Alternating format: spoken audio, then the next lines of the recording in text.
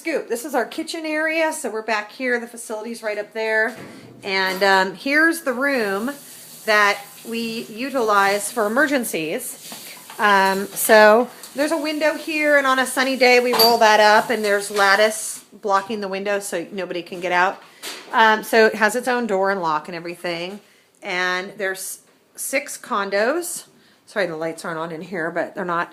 There's 6 condos, and then there's this tower and this stuff. And then the way the condos work is like this. So as you can see, 2 cats could fit in here, but it'd be a little tight. They'd have to get along. But there's the upper level.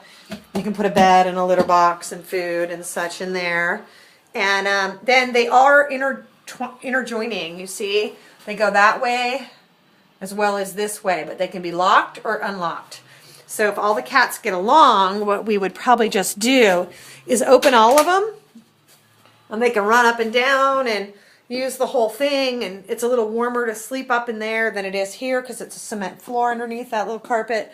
So, and it's a, garage space, so it's colder.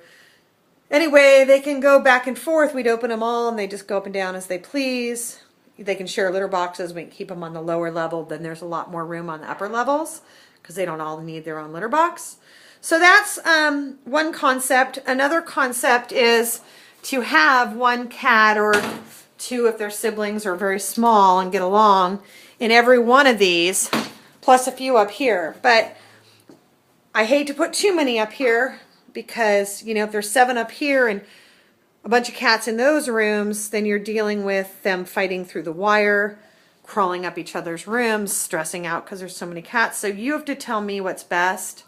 But you got 6 large condos. You can see a very large litter box in one of them.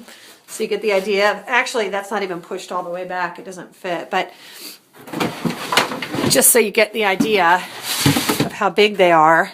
Boom. That's a full-sized, large-sized litter box. So, little bed, water, whatever.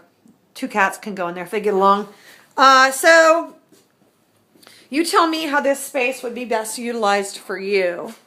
7 up front plus cats in the cages might be a bit much because we have to open the door and get in there and clean and feed and, so think about the most reasonable solution. The other space we have that you could utilize after the 30th, but I have to be careful, are these. They're much smaller. These aren't individual, these are connected. So this is one, both of them. And they're much smaller. 2 cats have a hard time in there unless they're kittens. But 2-story again, and they're really not very deep. A litter box goes to about here. So those are really small beds.